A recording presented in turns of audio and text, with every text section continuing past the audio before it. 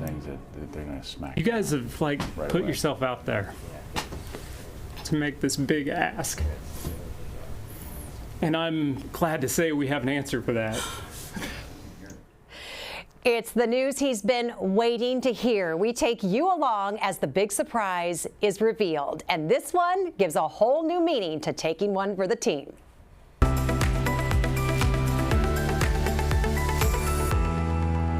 Good morning. It is Friday, November 11th. I'm Jessica Lovell. Welcome to the Morning Medical Update. We are live inside the Dulcie Simons Jr. Family Broadcast Studio. Today's program is pretty special for us. That is because we get to share a personal story from two team members here at the Medical News Network. So make sure you get your questions sent into us on the links right there on your screen, or you can drop them in the chat thread below. We'll get to those in just a few moments. Well, don't you just love a surprise? Well, so do we. And we are going to let you in on a big one. Alex Brown's search for a new kidney has been a year in the making, way before he'd even started working for us here at the University of Kansas Health System. But he had no idea when he took this job, he'd finally met his match.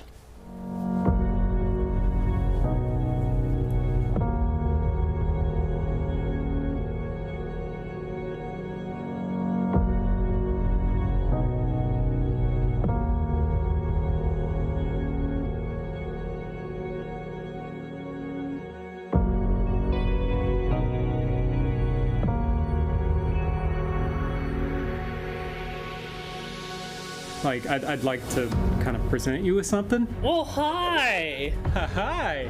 Hi, lady. Hi. How are you? It's good to see you.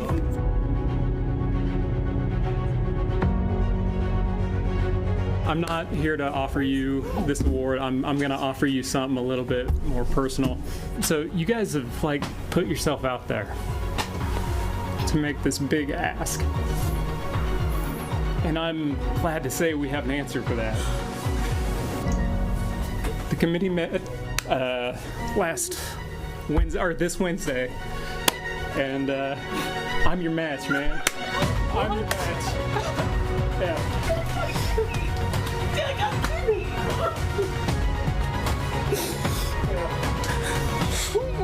You guys. The committee met. This is happening, dude. Oh my God, thank you. This is happening. So, yeah. How do they drool into your body and then put it in a kidney? That's so much better. These guys can tell you. They're gonna do it. It's magic. Yeah, they're gonna take one out of here, put it in there. Look at her face. That's oh, thank you guys so much. So good. That's the best thing. That's awesome.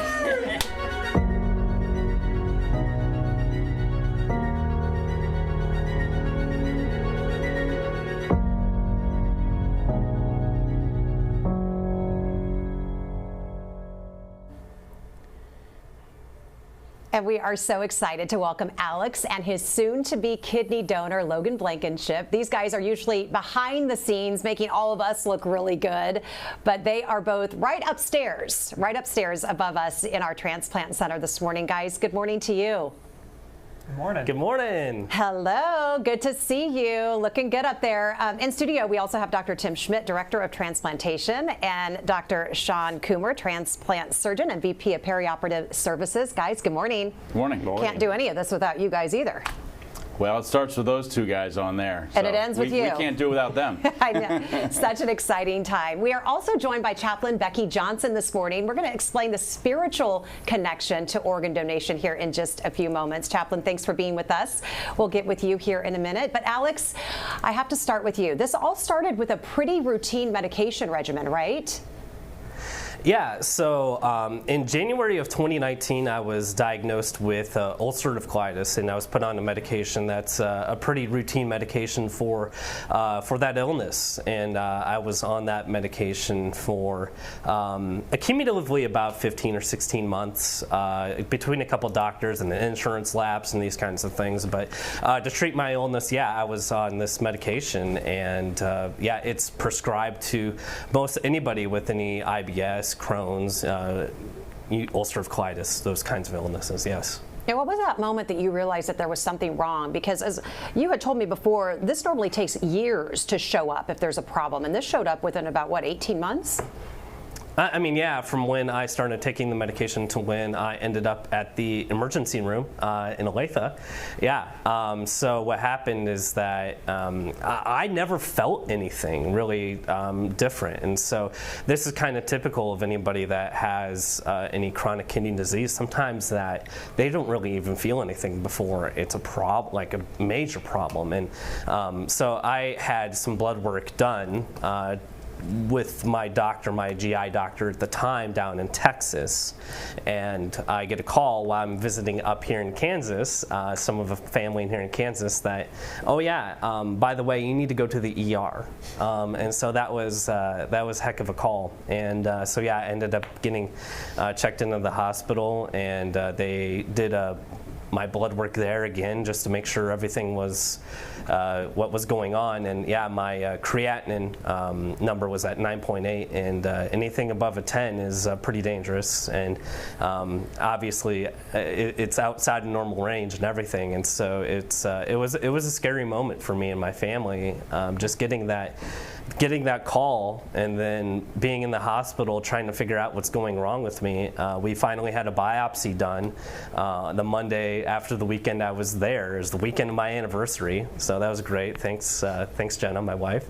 And we found out that I had what we call drug-induced interstitial nephritis. So after they did the biopsy, they determined that it was the medicine that did damage to my filtering ducts in my kidney. Yep.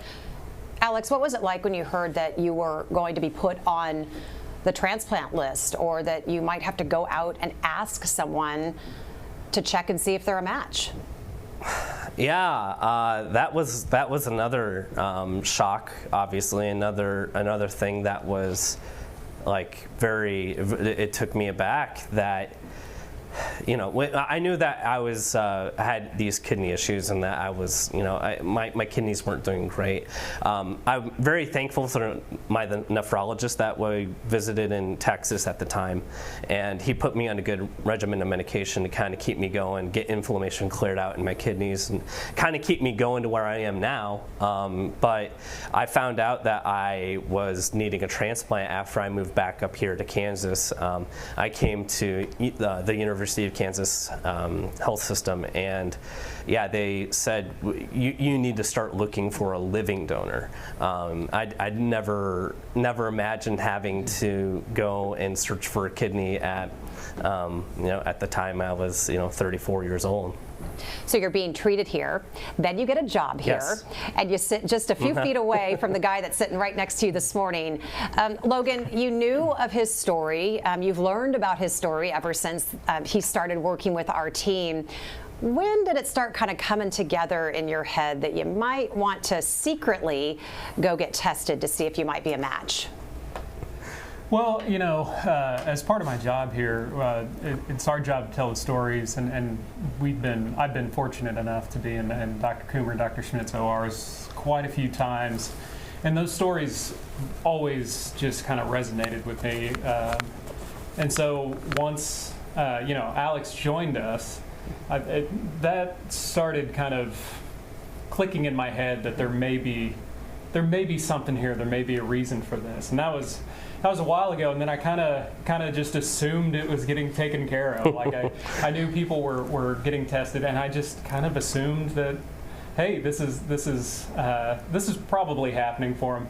And then found out that sure enough, some people stepped up, or at least one person, and it didn't work out. And I knew, like I could see in him, that he was devastated by that, and that was a big setback. So I said, you know what, I'm just going to see if maybe that match works for the two of us, and just see where it takes you. So yeah. I want to talk more about that, but take us inside. It's a 2-day long screening process that you went through to find out that you were a match. Kind of take us inside. What were they doing up there? Yeah, so they just took me in for some labs, a few blood tests, and it was 2 days, about 4 hours in those days. So they take you for all the labs, and then you talk to a bunch of folks who really lay out like what to expect. They want to make sure that if this process goes through, you're not going to be hit with any surprises. So it was quite a few labs. And then just talking to a lot of people. So that's basically what the 2 days were. The second day was a lot of scans. So they were just trying to see where everything was, placed and where they could get access to it. But it was a very painless process. So, Doc, let's talk about that. You really want to make sure that he's ready mentally, physically, that he's at the top of his game, and that he can withstand a surgery. Dr. Coomer, you always say you got the hardest job in this hospital because you're cutting into a healthy guy. Well, I don't know if it's the hardest job. It's just it's the one that just caused me to lose all my hair, I think. I always tell folks, and I was obviously very surprised to see Logan not in our operating room, but in our clinic. A little bit of a shock there, but it was really kind of cool. And I always tell folks, and I told Logan, I said, you'll be the only person here at KU that day getting an operation you don't need. So it ups the ante. Everybody getting operations hoping to be better on the other side. And the best we can hope for Logan is to keep him the same. Mm-hmm. God forbid, don't want to give him anything worse. So our first responsibility is to the donor. We might make sure that he's not going to wind up in a situation that he would have renal disease later in life. So it's a very, very thorough process to make sure no problems come up. Dr. Schmidt, just talk to us a little bit about what goes on. You come in, we're all, how does that work? There's a big team of people asking the right questions, and then it's a committee that has to decide, right? Yeah, like Dr. Coomer said, I think our first priority is safety for the donor.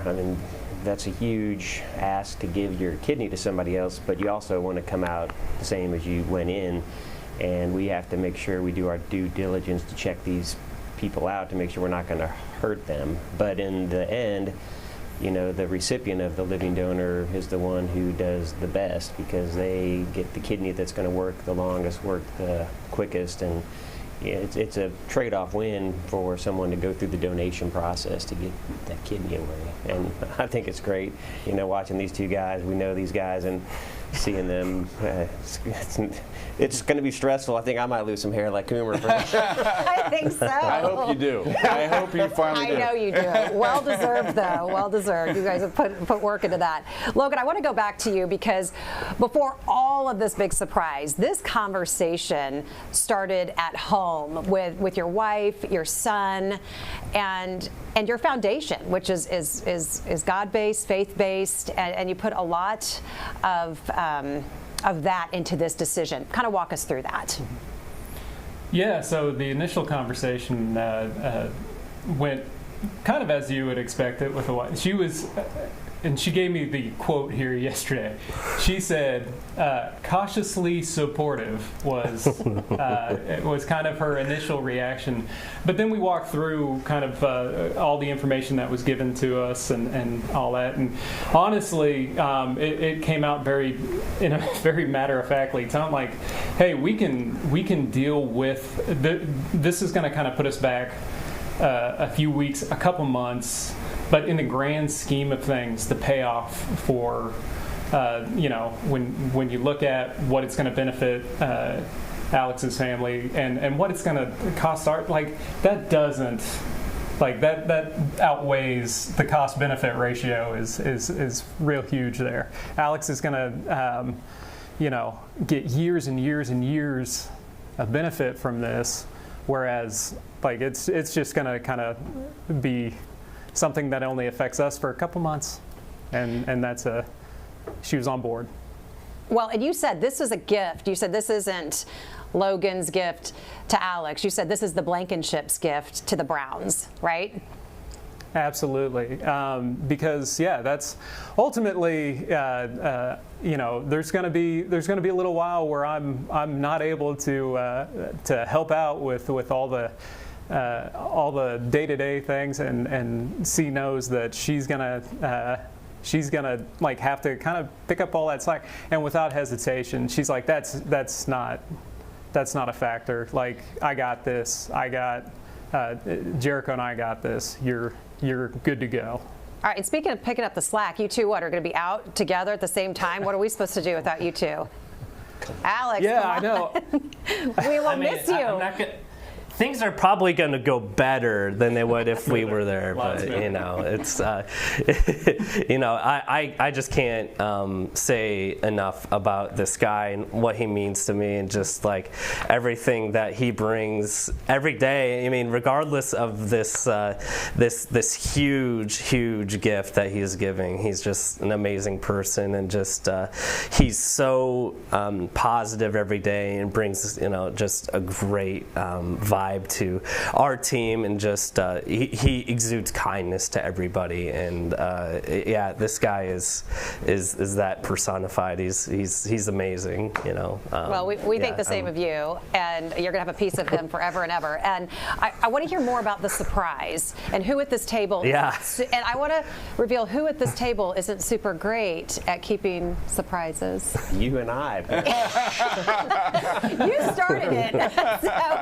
So we'll talk about that. I want to take. I want to turn though to our chaplain, if we can.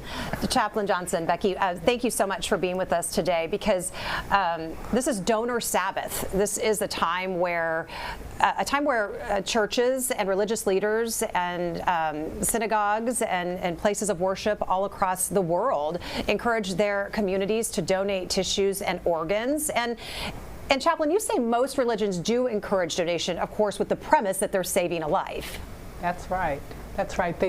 Most religions are very supportive of organ donation, whether it's a living donor or a deceased donor.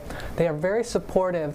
They're most, especially the major religions, Judaism, Islam, and Christianity, all are based upon saving a life, sacrificial love, and helping one another. And I think you would agree we're seeing that here today with Logan and his friend Alex, right? A great deal of love and compassion for each other, and giving of themselves. As Logan says, he'll be out 2 months or so, but it's a lifetime for Alex to receive this kidney of his. And Chaplain, I know Logan mentioned, I remember he even said the story, Logan, I'm going to share, that you said you say I know you go on your walk every day, and you said there's a corner that you turn that you said your prayer for Alex and his family. So we know that people put a lot of strength in their faith during trying to make a decision like this. But what barriers have there been when it comes to religion and donations? Some people have the conception that, what's going to happen if I can't be whole? Will I, for a Christian, will I have a resurrected body? And well, for me, my God is bigger than our human thinking, and we don't understand it right now. But I think in the future it will not make any difference. And the overall premise in the Bible and many of the religious writings of other faith groups is to love one another, to love one another with all your heart and mind and soul. And give of one another, quite literally in this case. Yeah, please. I was going to say, sometimes there might be ethical issues, people wondering, is this recipient worthy? In the case of Alex and Logan, they know each other, but if an unknown recipient, are they worthy of receiving my loved one's organs? That might be, some ethical issues like that could come up for people also as a barrier. Sure. And Chaplain, before I let you go, tell us a little bit about what we do here at the health system. We're talking about living donation again today, but of course we have deceased donors and their families that we honor here at our place. Yes, we started about 2 or 3 years ago. We started what's called an honor walk, and this is an amazing opportunity for all of our staff who are there at the moment when the patient is taken back to the operating room where the organs will be procured, for them to line the hallway as the patient and sometimes their family members walk to that surgical area.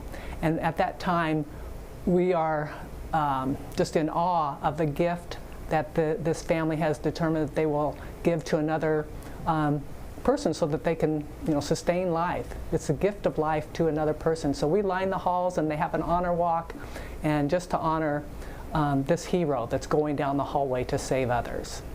Well, Chaplain, it's so great to have you here as we head into Donor Sabbath this weekend. We are all learning what that is. So that was so wonderful to know that we're honoring folks and that religions everywhere are encouraging those to give that gift of life. So thank you, and thank you for what you do for our patients and their families here at the health system. Sure. Thank you. Let's turn now to Dr. Dana Hawkinson, Medical Director of Infection Prevention and Control, joining us with our COVID count this morning. And of course, we're keeping track of RSV and those flu numbers. What you got for us today? Yeah, I mean, it's such a shift. And we definitely want to get back to this story. But real quick, so active COVID count right now, 19 active infections, 1 in the ICU, 0 on the ventilator, still 15 in that recovery period. And, we heard Dr. Fauci say a couple weeks ago, the death rates from COVID are still way too high. That is absolutely true. Again, most of those deaths are coming with unvaccinated people who are not up to date, and or especially with those other immune compromising conditions. So it is very important as we get into the winter to remember to be up to date on your vaccines, as well as get tested early, get on Paxlovid or some of the other therapies if the monoclonal antibodies are still working, and just get that done to help reduce your risk of severe disease and, of course, death. And then we also have the RSV and influenza numbers. Right now in the hospital, we have 17 RSV inpatients. The range for this is quite broad, 2 weeks to 77 years old. We have 3 in the pediatric ICU, with unfortunately 2 of those patients on the ventilators. And you can see the ages of those very, very young children in the ICU, 2 weeks, 4 months, and 4 years. And then in the ICU, we do have adults as well, a 77-year-old and a 36-year-old patient. Unfortunately, one of those patients is on a ventilator as well. Influenza, again, influenza numbers aren't as high. And again, typically, our influenza numbers don't get as high as the COVID numbers have been. But we do have 4 inpatients, and that age range there is quite broad as well, even a pediatric patient, 15 years old. But luckily, none in the ICU, and of course, then none on the ventilator. So unfortunately, we are still seeing severe disease from these other respiratory viruses, not just COVID. All right, thanks for keeping an eye on those numbers for us, Doc Hawk. Thank you. Any reporters on the line today? Okay, we're going to get to community questions in just a moment, but I got to talk about the surprise. Okay, Logan, watching you the day of this all coming together, you and I, we sit pretty close to each other too, and about every 6 minutes, 8 minutes, I'd go, hey, another 6 minutes has gone by. Hey, it's 2 minutes later than when we last looked at the clock, because we knew that this was happening, and we were so excited, and I was just excited watching you prep for this and watching this all come together. But how did you know you were going to kind of do it this way? Well, I mean, it's all just part of that kind of divine setup. We've been, like I said, covering these kind of stories for years, and we've never really nobody's ever shown us that moment where you get to kind of reveal this part of it. That's never been shown to us, or we haven't seen it really captured very well. And we just happen to be in a place that has a lot of cameras and a lot of microphones. So I'm like, well, let's go ahead and roll on this. And our team did a great job at capturing it. And the other tricky thing was we work in a newsroom environment. We're all former TV newsroom folks, and just a little peek under the hood. It's impossible to keep a secret in a newsroom because that's just the nature of us. And by the time this thing finally concluded, I think we only had 2 people out of our entire team that didn't know, and thank goodness Alex was one of them. I was totally oblivious to what was going on. I thought I was going in for one of our department meetings or something like that, and sometimes we use the studio for our meetings, and I didn't think anything of it, and I was just surprised to see my family there and everything, and I had no idea what was coming. No idea. You all got me so good. Oh, we loved it. We loved it. Yeah, you were oblivious. And guess what? I was oblivious too. I was walking down the hall outside our office, minding my own beeswax, and I passed this man, and I was long gone, and he turns around and he goes, hey, do you know about what's going on Friday? And I go, oh, really? What is going on Friday? And then he kind of, his eyes got big, like, uh-oh, uh-oh. And then he said that Logan knows about something. I go, well, why does Logan know about this? Why does he get to know something I don't know? So I couldn't figure it out. So it was so fun. And you guys don't get a chance to see this part of the story. So what was it like, though, to be standing here and like watching it all come together there on video? Yeah, that was a lot of fun. You know, it was tearjerker. You know, it was funny. You know, I mean, Alex's daughter was there, and she's the cutest thing ever, and she's just, you know, full. I mean, she looked like a kid on Christmas, right? It was just really cool. And so did Alex. Alex looked like a kid on Christmas too.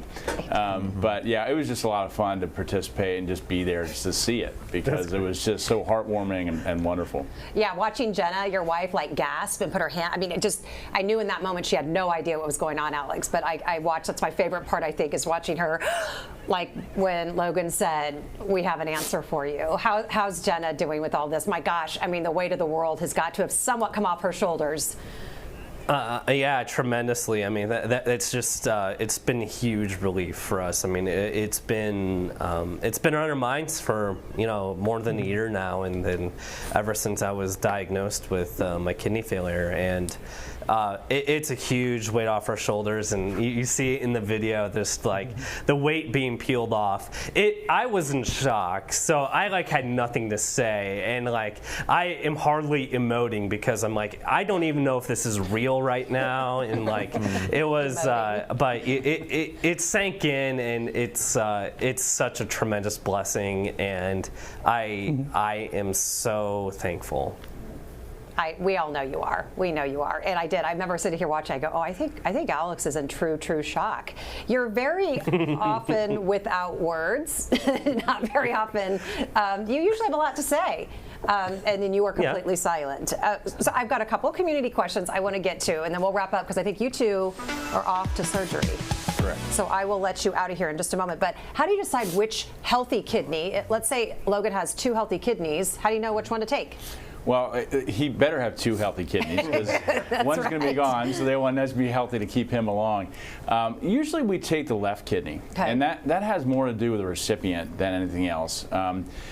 Mostly it's because we can get a longer portion of artery off of the aorta, and also a more robust and longer vein for the renal vein. And that helps out my partner over here when he gets to sew it into Alex's pelvis. And what's the recovery process like? Because once you put that, tell us what you get excited about when you put the kidney in. Tell everyone what you love to see. This is my favorite operation, one, because you get to see guys like this doing their thing and making the other person happy, and then the kidney functions immediately and makes urine and squirts on the table, so it's always cool to see the actual kidney start making urine right in front of you. Doing its job. We love this. Yeah, it's such a cool thing. Amanda wants to know, when is this transplant happening? Do we know, guys? Is it on the books? It's not in the books yet. There's a couple things I need to make sure I have covered up with my UC before we can go under the knife. And so it likely sometime next year, early part of next year is what we're hopeful for. Jennifer has a question. Can other drugs, like what Alex took, cause this kind of problem? Is this something that we need to be more reading the tiny print when it comes to that, or asking our physicians before we start on some regimen like that?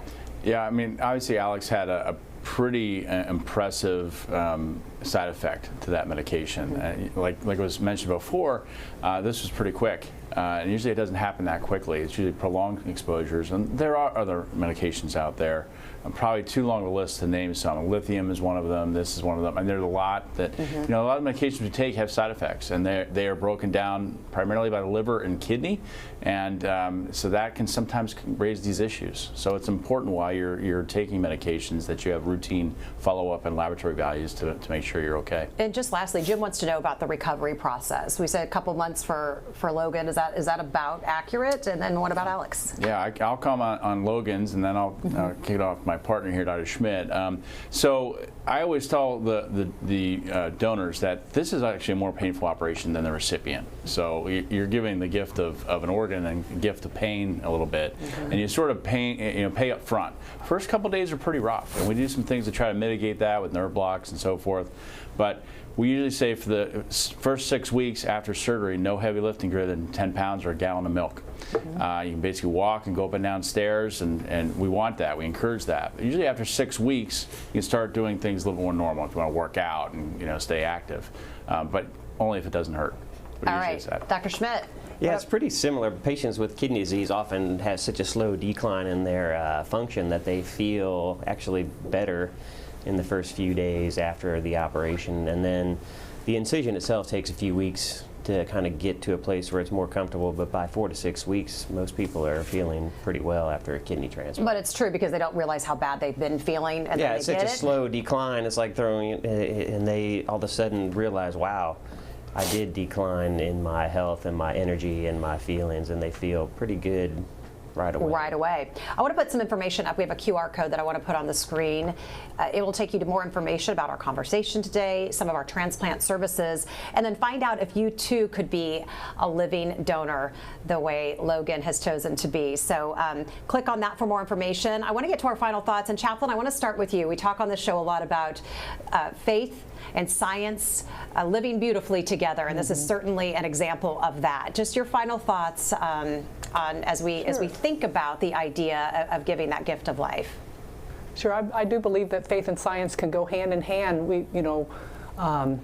Doctors, medicine has been provided with the information and the technology and the procedures to be able to do these transplants, and our faith gives us the background of hope and love and giving to one another. And I would encourage people to become organ donors if they can, to sign up on the registry, and then be sure and let your family know. I've told my kids, take it all when I'm done. Fantastic. Docs, I'm going to get final thoughts from you so you guys can scooch on out. Dr. Coomer. Yeah, I really just want to thank every donor, living and deceased, past, present, and future, and as well as Logan, right? I think these are the ultimate gifts. Pretty incredible. It's saving somebody else's life, and I'm just proud, honored that I get to participate in it. I'm really honored that you allowed Dr. Schmidt and myself to be here in the studio when we saw that surprise. Thank you very much for including us. Dr. Schmidt, final thoughts.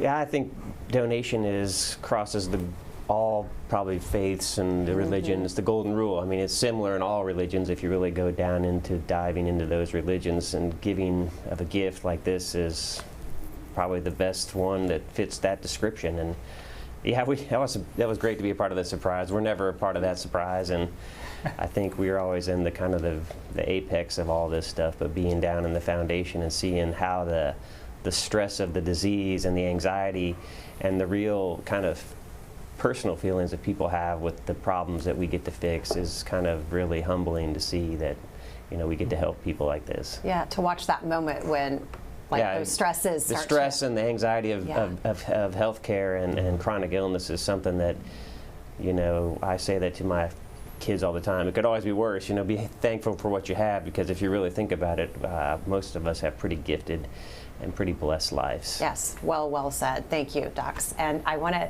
let you guys get your final thoughts in. Logan, Alex, who wants to go first?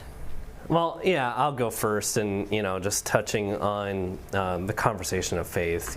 My wife and daughter and I, every night, for the past more than a year, we prayed for this. We prayed that this would happen, and that God would find a way through this for us, and and it happened. Logan is truly an answer to a prayer for us, and this is not just serendipity. I just want to get that out there. This is absolutely divine intervention, and there's no other explanation that this circumstance happens for me, and I'm so eternally grateful and thankful for this guy. I mean, he he's the light of my world, and my family is too, and it's just I'm really blessed with this guy. Oh, well, I don't know how to follow that, but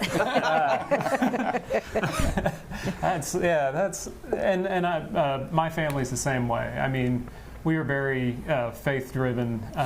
We try to operate on God's nudges. We try to listen. We try to stay open to those as much as possible. And this was a big nudge. This was absolutely a big nudge. The other thing we feel God teaches us is to love one another despite the risk. And that's, there's hopefully a lot of people listening to this today. I want to encourage you to find that way to love somebody despite that risk. This is the way I found. This one dropped into my lap, but I'm encouraging you, find that way. Well, we love you both so much. It's like a family here, and you guys are part of our family, and we support you and love you, and we're with you every step of the way. And Logan, I guess this means I'll have to be doing all your heavy lifting for a couple of months. Yep. is that what? It's a funny way to get you to do that. At least a year. Yeah. Oh, it's a year now. It was 2 months. And don't forget, not just Logan, also Alex. Okay, so I'm going to be carrying 2 jugs of milk. Okay, great. Got you guys. right. I got you. I'll do it. I can do it. Dr. Hawkinson, final thoughts. Yeah, I mean, just continue to echo on that message of faith and science. We've said it here. Dr. Stites has said it. It is so vitally important. Find that aspect of faith. We have the great surgeons, medical professionals, physicians to help with the science, get you through. Working with Alex and Logan for the last couple of years, we know Logan is just continues to be a relentless giver. And I will give you, once after the show, I will give you your Christmas presents early. I have 2 Band-Aids for you for your transplant sites, so I'll get those to you after that. Your little, a little boo, just a tiny boo-boo. That's all we could get. Okay. But I will also pledge my services to Dr. Schmidt and Dr. Coomer. Anything they need in the OR. I don't know that you want it, but I will actually do good hand hygiene, so it will be very good technique for that.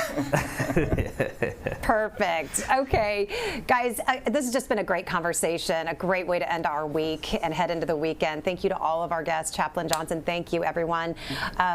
Let the honoring continue. The University of Kansas Health System is honoring, of course, our veterans on this Veterans Day. There is a TAP ceremony at 11 o'clock this morning at the Murphy Courtyard at the KU Medical Center campus. Plus, our KU dining services, they are offering free meals to all veterans at all campus locations if you show up at any of them today. Just bring your ID for that. And then there's a special blend of coffee at the Health System Roastery. Of course, there is absolutely no way to honor our veterans as much as we can and should, but this is a small way to recognize those who have served our country. So thank you so much for being with us today. We will continue to bring you along and share more of Alex and Logan's journey. We're just really excited to be a part of it, and we're glad that you're with us on this road too. So you can catch our updates, of course, anytime by logging back onto Facebook, YouTube, and Twitter. Go out, make it a fantastic weekend, and we'll see you back here Monday at 8. In the past 20 years, adults diagnosed with diabetes has more than doubled. Type 2 diabetes is by far the most common. I'm Jessica Lovell, coming up Monday on the Morning Medical Update. It's a tempting time of year for those living with or trying to avoid type 2 diabetes. We share 3 food changes you can do now to help get you through the holidays. Subscribe to our Morning Medical Update and Open Mics with Dr. Stites podcast. Now everywhere podcasts are available.